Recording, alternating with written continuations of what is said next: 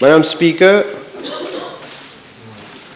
on 1st of March 2018, Mr. G.A., South African national, was issued with a residence permit as the dependent spouse of Mrs. L.A. The latter holds an occupation permit as investor since 10th of January 2018, which is valid until 9th of January 2021. On 3rd August 2018, the Economic Development Board informed my office and the Passport and Immigration Office that it has carried out a due diligence exercise on Mr. G.A., which had revealed that he had previously been charged with drug trafficking offences in South Africa and faced imprisonment. Madam Speaker, the Passport and Immigration Office, which was consulted, informed my office that it was not in the presence of any adverse report on Mr. G.A. at the time of his application for residence permit that was processed in March 2018. The PIO subsequently sought additional information from the Interpol and the Ministry of Foreign Affairs, Regional Integration and International Trade about the case involving Mr. G.A. in South Africa. The Ministry of Foreign Affairs, Regional Integration and International Trade has written to the relevant authorities of South Africa, and the latter have advised the Government of Mauritius to request for mutual legal assistance from the Government of the Republic of South Africa through the appropriate legal channel. The Interpol of Pretoria has informed that Mr. G.A. was arrested in 2006 and prosecuted for a drug-related offense in 2007.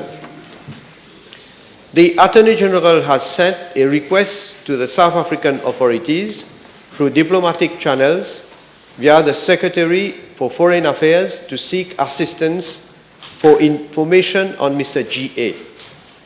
The matter is being followed up closely at the level of my office, and on receipt of relevant information, appropriate action will be taken.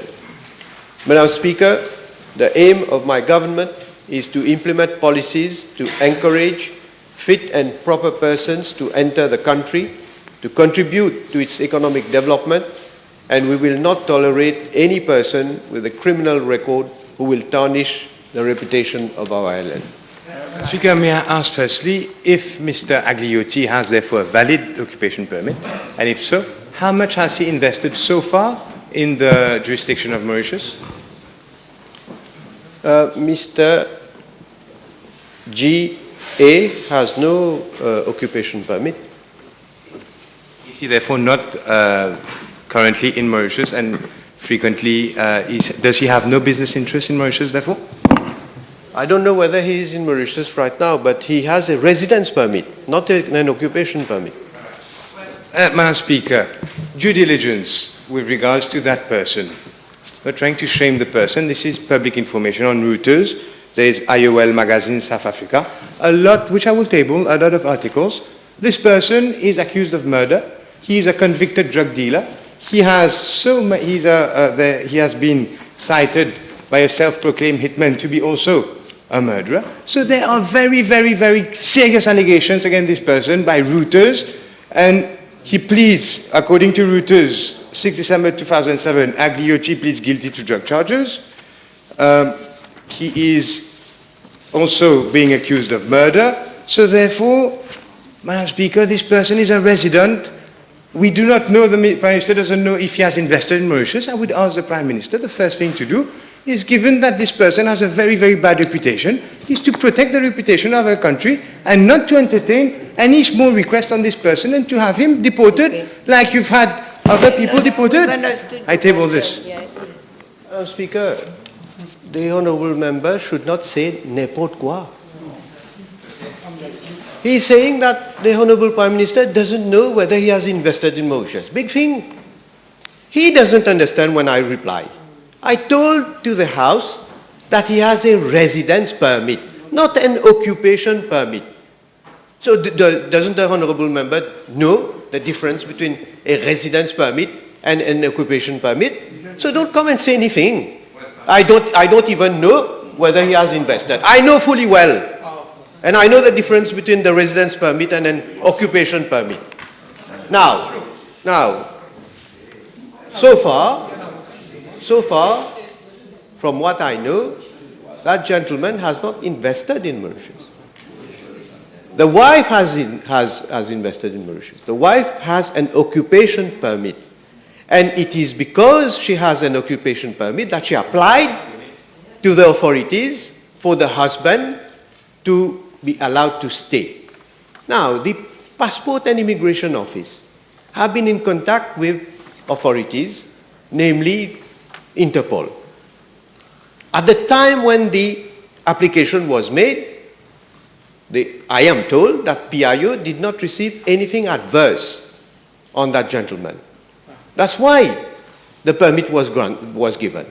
But, of course, now that we know and that my office, that PIO is aware of certain facts that may lead us, and I say certain facts that may lead us to take action.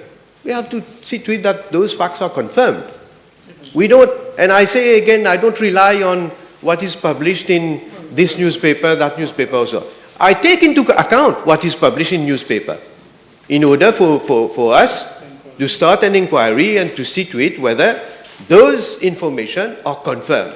Now, if those information will be confirmed, of course, authorities will act. Next question, Honorable Adrien Duval. If I had just two supplementary, if I may. Honorable Adrien Duval, please sit down. I feel that this question has been sufficiently canvassed. We have spent 7 minutes on this question. It is fair that the questions of other honorable members also be replied to. So I request you to ask your next question, Honorable Adrien Duval. B625. Madam Speaker. Honorable Adrien Duval, please don't make comments from a sitting position. This is not in order. Yes. Any time I can face you even outside if you want. We can continue on this.